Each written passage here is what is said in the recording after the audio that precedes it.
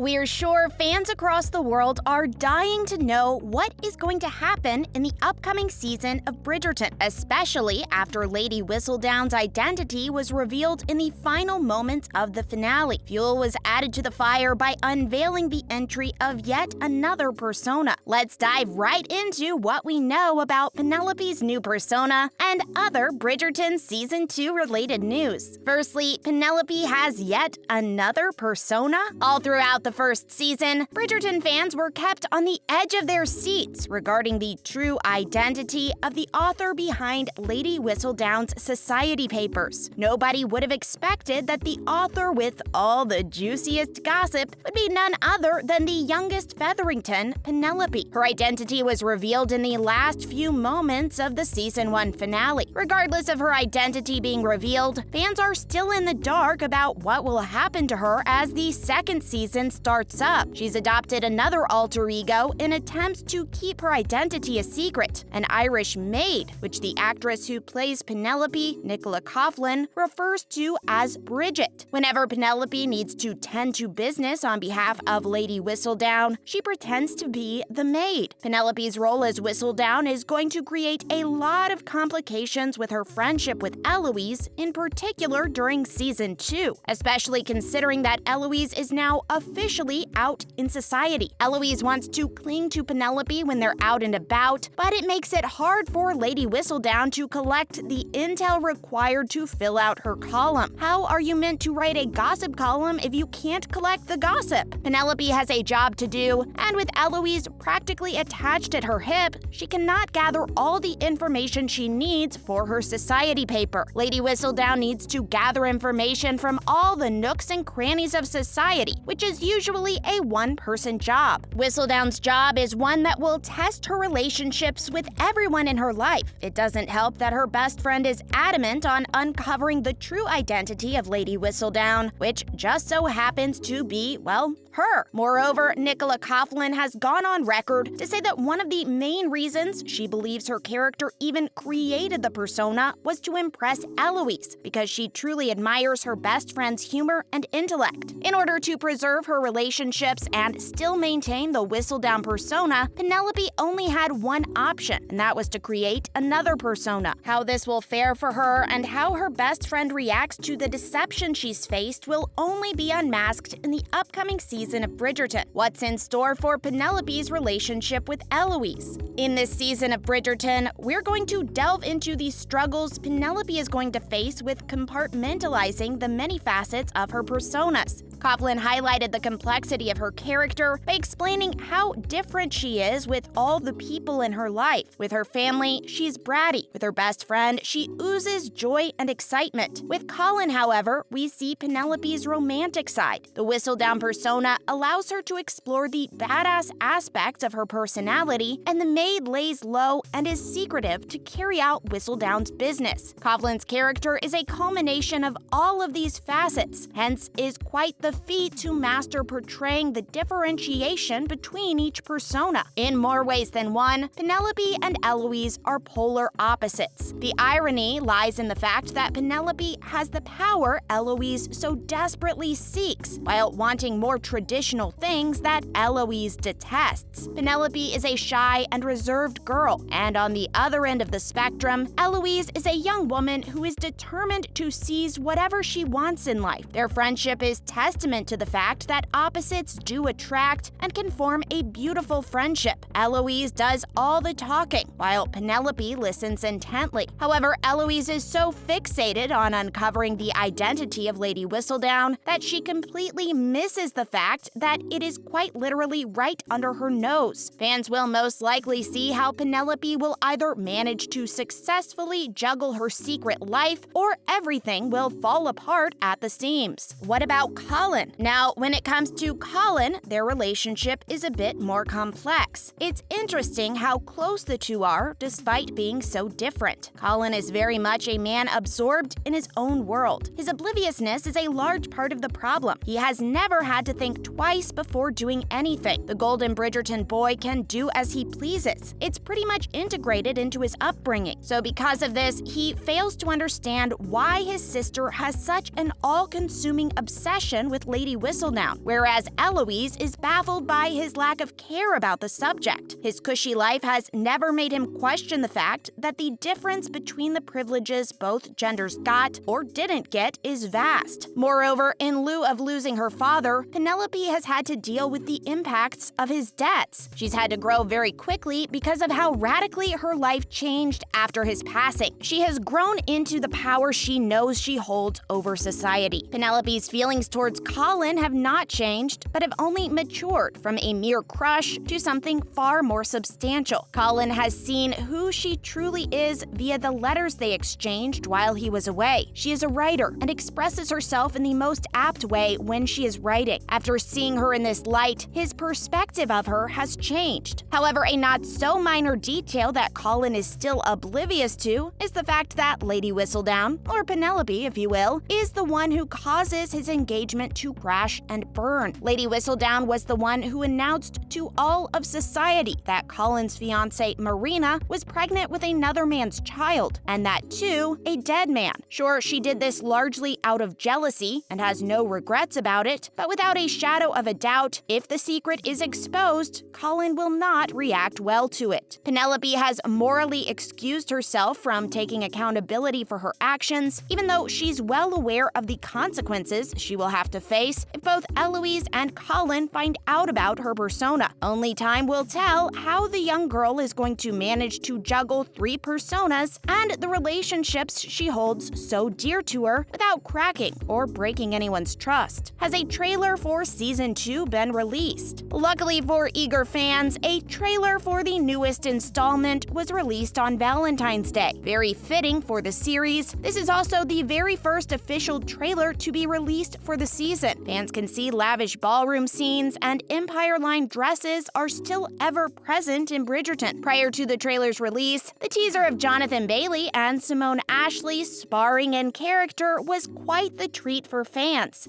The season is set to hit Netflix screens on March 25th. Talks of seasons 3 and 4 already? On April 13th, Netflix confirmed the show's renewal for not just season 3, but season 4 as well in a surprise announcement. Reportedly, each season will correspond to one of Julia Quinn's novels. The assumption that season 3 will be based on An Offer from a Gentleman is only fair. The novel sees Benedict falling for the daughter of an earl by the name of Sophie Beckett, being forced to work as a housemaid by her vicious stepmother. Hence, season 3 will center around Benedict and Sophie, whereas season 4 will have Penelope and Colin's relationship front and center, being based off of the fourth novel in the series, Romancing Mr. Bridgerton. It will highlight the chronicles of the two after Colin returns from his European travels. Will Bridgerton end after 4 seasons? Not if Shonda Rhimes has anything to do with it. The series is set to have 8 seasons in total, corresponding to each of the novels. Each novel follows the romantic misadventures of each of the Bridgerton siblings: Anthony, Benedict, Colin, Daphne, Eloise, Francesca, Gregory, and Hyacinth. With Daphne out of the way, season 2 focusing on Anthony, and season 3 and 4 focusing on Benedict and Colin respectively. The remainder of the seasons will focus on the younger Bridgertons. The youngest of the bunch will be all grown up by the time their seasons roll around. Sadly, this means we will be seeing less and less of the Duke of Hastings and Daphne, whom we've all grown to love and adore so deeply. Queen Charlotte to get her own spin-off? A prequel solely devoted to taking a deep dive into the earlier years of the Queen's life is beginning production this year. Rhimes is going to serve as the main writer for this drama. The spin-off is focused on the events of her surreal journey towards the British throne. That's all we have for you today, folks. But don't fret. Do tell us what twists and turns you're expecting from the newest installment of Bridgerton by sounding off in the comments below. Also, don't forget to like and subscribe before leaving. Until next time, signing off.